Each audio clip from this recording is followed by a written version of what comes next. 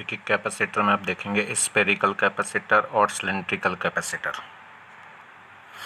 देखिए तो spherical capacitor क्या है, ये दो कंडक्टिंग कॉन्सेंट्रिक स्फीयर का अरेंजमेंट है। इसमें क्या होगा, दो कॉन्सेंट्रिक स्फीयर कंडक्टिंग स्फीयर होंगे, एक ये और एक ये।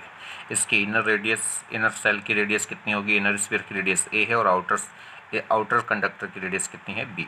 इसमें क्या होगा, जो इनर कंडक्टर है वो पॉजिटिवली चार्ज होगा और जो आउटर कंडक्टर है वो क्या होगा, ग्राउंडेड होगा। वो अर्थ ग्राउंड से कनेक्टेड होगा, या कह सकते हैं अर्थ से कनेक्टेड होगा।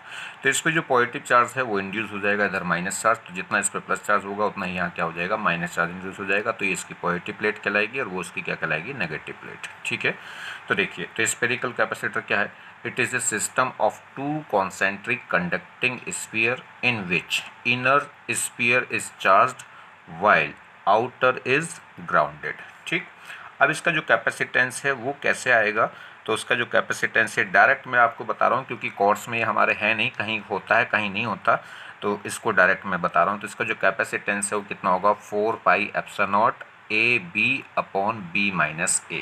ठीक है, कितना था, अगर नॉर्मल हम स्फीयर की बात कर रहे थे तो उसकी जो कैपेसिटी, अगर हमारे पास कोई नॉर्मल एक चार्ज स्फीयर था तो उसकी जो कैपेसिटी थी वो कितनी आ रही थी, C=a रहा था 4πε0r।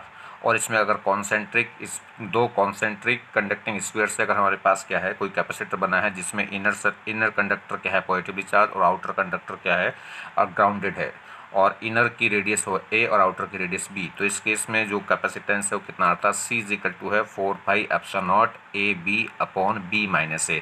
ये कंफ्यूज ना होइएगा कि B-A है कि A-B है। तो ध्यान देखिए, ये अगर क्या होगा, अब ये बड़ी रेडियस में से छोटी रेडियस, मतलब जो आउटर सेल है उसकी रेडियस में से माइनस करना है इनर सेल की रेडियस। क्यों, अगर हमने छोटी में से बड़ी माइनस कर दिया तो ये क्या आ जाएगा, माइनस, और कैपेसिटेंस माइनस का नहीं होता। ठीक है, तो larger radius minus smaller radius, और ऊपर दोनों क्या होंगी, मल्टीप्लाई। तो 4πε0 AB/B-A। चलिए इस पर प्रॉब्लम देख लेते हैं, किस टाइप की प्रॉब्लम इस पर बनाता है। आप इसे डायरेक्ट ध्यान रखें, डेरिवेशन में इसका नहीं बता रहा हूँ। ये कैसे आता है कैपेसिटेंस, ये जब आपको पोटेंशियल पढ़ाएंगे इलेक्ट्रोस्टैटिक्स में तब आपको बता देंगे कि किस तरीके से ये डेराइव होता है। ठीक है, चलिए तो इसमें अगर एक प्रॉब्लम देखें आप, तो यहाँ देखिए, अगर हम बात करें, ये कह रहा है by keeping radius of inner sphere is constant, inner sphere की रेडियस कांस्टेंट रखते हुए if radius of outer sphere is increase then capacity. ये कह रहा है कि इनर कंडक्टर की रेडियस को कांस्टेंट रखते हुए अगर आउटर कंडक्टर की रेडियस को इंक्रीज करूं तब इसकी कैपेसिटी पे क्या इफेक्ट होगा। तो इसकी कैपेसिटी इंक्रीज होगी, डिक्रीज होगी, कांस्टेंट रहेगी, या नन ऑफ दिस। ठीक, तो देखिए तो ये क्या होगा, डिक्रीज होगी। कैसे होगी डिक्रीज, जरा समझिए। देखिए यहाँ पे हम बी को क्या कर रहे हैं, इंक्रीज कर रहे हैं, आउटर कंडक्टर की रेडियस को इंक्रीज कर रहे हैं, मतलब बी को इंक्रीज कर रहे हैं। बी यहाँ पे क्या है, दोनों जगह आ रहा है, तो जब इस बी को ऊपर से नीचे उठा लाओ, तो नीचे उठाएंगे तो डिवाइड हो जाएगा B-A डिवाइडेड बाई बी, और बी से अलग अलग डिवाइड करेंगे तो B/B कितना हो जाएगा, 1, और ये हो जाएगा माइनस का A/B। तो देखिए किस टाइप की सिचुएशन बन जाएगी इसमें अगर हम बात करें, तो देखिए ये कह रहा है on dividing be on numbering and dominating. ठीक है, तो क्या करेंगे, यहाँ का जो b है वो अपॉन में ले जाएंगे, तो ये क्या हो जाएगा, B/B और माइनस A/B, तो V/B क्या हो जाएगा 1, और ये हो जाएगा माइनस का 1/B। अब समझिए, अब मैं क्या कर रहा हूँ, b को इंक्रीज कर रहा हूँ। तो देखिए जरा इसमें अगर हम क्या करेंगे, b को इंक्रीज करेंगे तो A/B की वैल्यू क्या होगी, डिक्रीज, क्योंकि अपॉन में b है। ठीक है, मैंने b को इंक्रीज करा तो A/B की वैल्यू डिक्रीज होगी, क्योंकि b कहाँ रहा है, अपॉन में, और अपॉन की वैल्यू को अगर हम क्या करते हैं, इंक्रीज, तो ओवरऑल वैल्यू क्या होगी, डिक्रीज। अब A-B डिक्रीज हुआ है तो 1 माइनस A/B क्या होगा, इंक्रीज। देखिए b को इंक्रीज करा तो A/B क्या हो गया, डिक्रीज। अब A/B अगर डिक्रीज हो रहा है तो पूरा 1 माइनस दिस क्या हो जाएगा, इंक्रीज, क्योंकि 1 में से अगर आप क्या करेंगे, कम वैल्यू को डिक्रीज करेंगे, माइनस करेंगे, तो क्या हो जाएगा, ओवरऑल वैल्यू इंक्रीज हो जाएगी।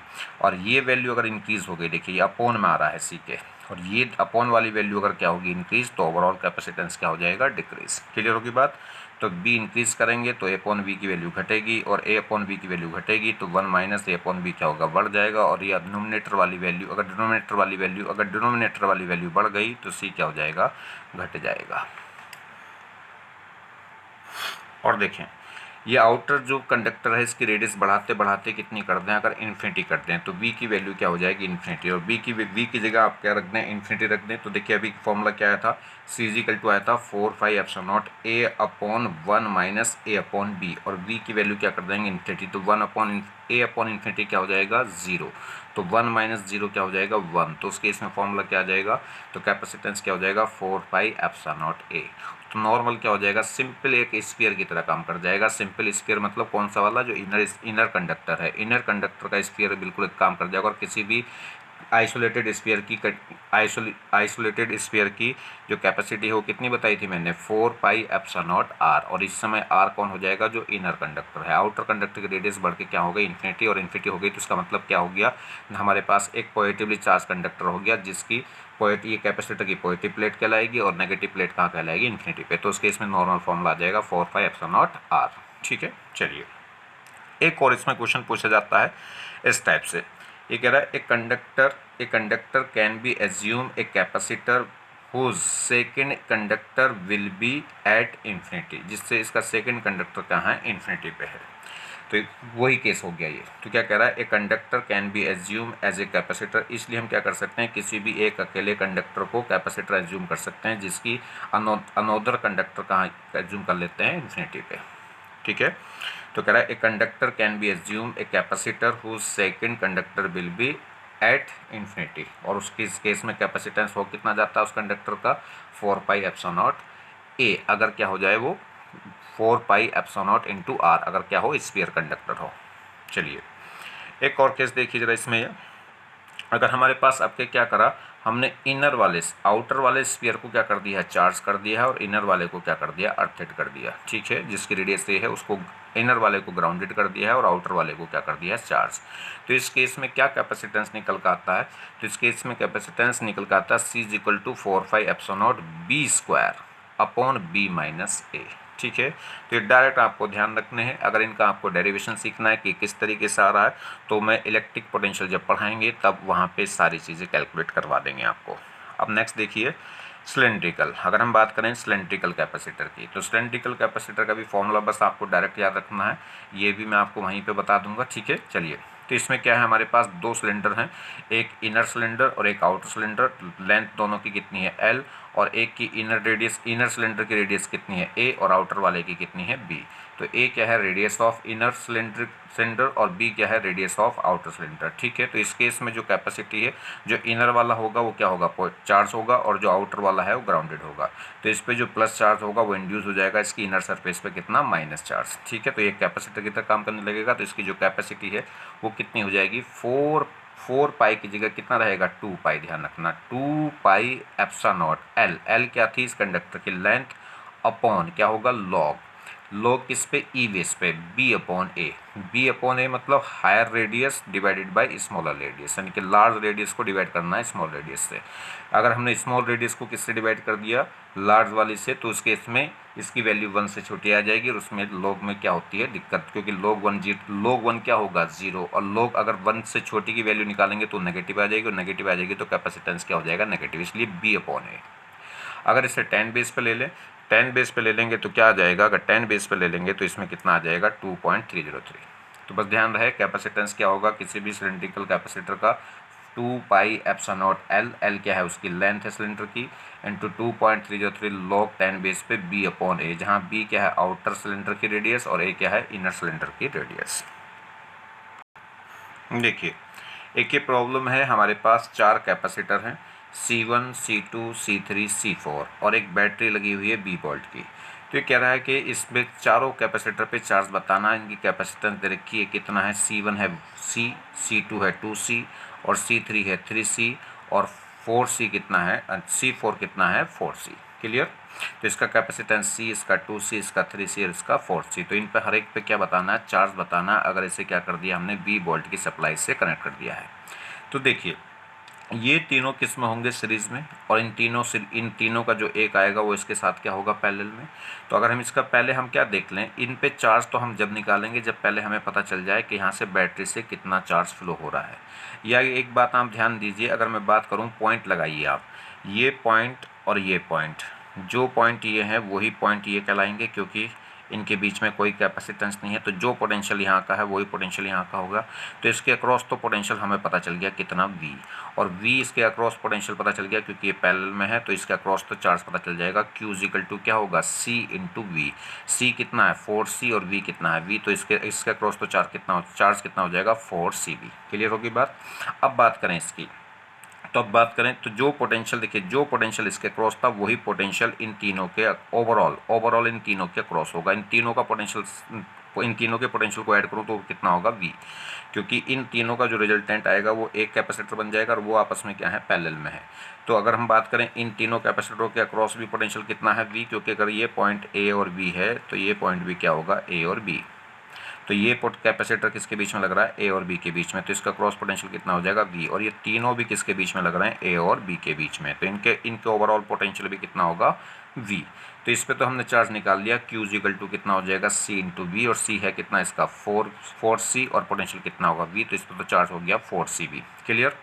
तो इस पे तो चार्ज कितना हो गया, चार्ज इन C4 पे अगर देखेंगे तो हो गया 4CV। बात करें इन पे चार्ज, ये दोनों आपस में सीरीज में है, तो सीरीज में है तो क्या होगा, इन पे सब पे चार्ज क्या होगा, सेम।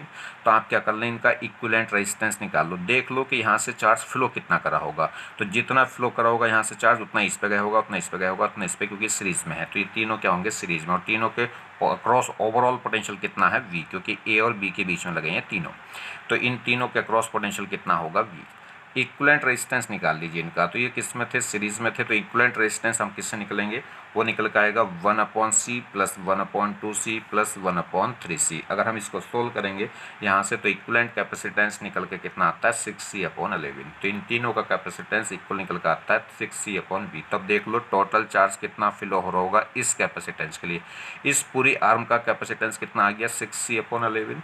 तो इस पूरी आर्म पे कितना चार्ज फ्लो करेगा वो निकाल लें, तो Q इक्वल टू क्या होगा, C इंटू वी। C है कितना इसका 6C/11 इंटू V कितना है इन तीनों का मिला के V है। तो ये चार्ज फ्लो करेगा यहाँ से, तो जहाँ से ये जो चार्ज फ्लो करेगा उतना इस पे जाएगा, उतना इस पे जाएगा, उतना जाएगा। तो इन तीनों पे चार्ज सेम होगा, कितना होगा वो 6/11CV। क्लियर, क्योंकि ये सीरीज में है, और सीरीज में है तो चार्ज सब पे क्या हो जाएगा, सेम।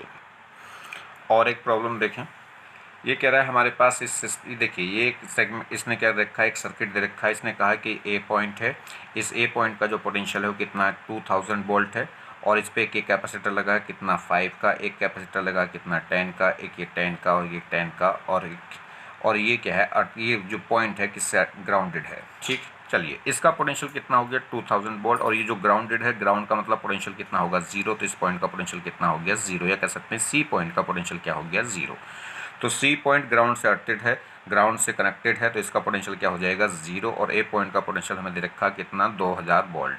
तो पूछ रहा है बी पॉइंट का पोटेंशियल बताइए, इस बी पॉइंट पे पोटेंशियल क्या होगा। तो देखिए ये 10 और 10 की दो किस्में हैं, ये 10 की अगर मैं बात करूं तो 10 और 10 की दो किस्में हैं, ये सीरीज़ में है और सीरीज़ में है, तो 10 की अगर दो सीरीज़ में है तो 10/2 कितना आ जाएगा 5 और 5 और 10, फिर ये किस में हो जाएंगे 5, ये इसका इक्विवेलेंट कितना आ गया 5, और 5 और 10 किस में हो जाएंगे पैरेलल में, तो ऐड हो जाएंगे 5 प्लस 10 कितना हो जाएगा 15। तो अब इस सर्किट को थोड़ा सा मैंने क्या कर लिया, सॉल्व कर लिया, तो ये कैपेसिटर बचा 5 का, और इसका इक्विवेलेंट कितना आ गया 15। तो 5 और 15 के बीच में है पॉइंट बी। क्लियर, ये पॉइंट सी है जिसका पोटेंशियल कितना है 0, क्योंकि अर्थिड है। ये पॉइंट है ए जिसका पोटेंशियल कितना है 2000 वोल्ट में जो दे रखा। अब इस बी पॉइंट का पोटेंशियल मुझसे पूछ रहा है, तो बड़ी सिंपल सी बात है, हम देख लीजिए इस पूरे सिस्टम पे कितना चार्ज फ्लो करेगा, इस सिस्टम पे कितना चार्ज फ्लो करेगा ये देख लो। इसका पोटेंशियल कितना है 2000, इसका कितना है 0, तो ये देख लेंगे ये वाला कैपेसिटेंस कितना चार्ज पोटेंशियल खा जाएगा, जितना पोटेंशियल खा जाएगा बाकी बचेगा यहाँ। ठीक है, तो ये देख लें कि ये कितना पोटेंशियल खाएगा। अब इसका पोटेंशियल कितना खाएगा तो उसके लिए पहले पता कर लो इसमें कितना चार्ज फ्लो कर रहा है, क्योंकि Q पता चल जाए तो C मुझे पता है, तो क्या पता चल जाएगा इसका V, और V पता चल जाएगा कि ये 2000 में से कितना पोटेंशियल खा जाएगा, तो बाकी पोटेंशियल कहाँ जाएगा B पॉइंट पे। तो सबसे पहले तो देखो कितना चार्ज फ्लो करेगा, तो इस चार्ज कितना फ्लो करेगा उसके लिए मुझे पूरा कैपेसिटेंस चाहिए। तो इसका इक्विवेलेंट कैपेसिटेंस कितना आएगा, 5 और 15। 5 और 15 दोनों किसमें है, सीरीज में, और सीरीज में है तो कैसे इनका इक्विवेलेंट कैपेसिटेंस निकलेगा, दोनों की मल्टीप्लाई अपॉन दोनों का सम। तो दोनों की मल्टीप्लाई तो कितनी हो जाएगी 75 और दोनों का सम कितना हो जाएगा 20। तो इसका जो इक्विवेलेंट कैपेसिटेंस है वो कितना आ गया, इक्विवेलेंट कैपेसिटेंस आ गया 75 अपॉन 20। ठीक, अब क्या निकाल लो, टोटल चार्ज। तो टोटल चार्ज कितना होगा, Q इक्वल टू होगा C इंटू वी। C कितना है जी, C तो हो गया 75 अपॉन 20 और V कितना है, इस A और C के बीच में पोटेंशियल डिफरेंस। अगर मैं पोटेंशियल डिफरेंस निकालूं A और C के बीच में तो कितना है 2000 माइनस 0 कितना होगा 2000। ठीक है, तो 2000 माइनस 0 कितना हो गया 2000। ठीक है, तो यहाँ से Q इक्वल टू आ गया C इंटू डेल्टा वी, और डेल्टा वी है कितना A और C पॉइंट के बीच में या इस पूरे सेगमेंट के बीच में पोटेंशियल डिफरेंस है कितना 2000। तो इनकी मल्टीप्लाई करेंगे तो इससे कट हुआ कितना बार, एक इससे डिवाइड कर देंगे कितना आएगा 100, तो कितना हो गया 7500 माइक्रो कूलम। ठीक है, चलिए ये हमें पता चल गया कि कितना चार्ज फ्लो करा।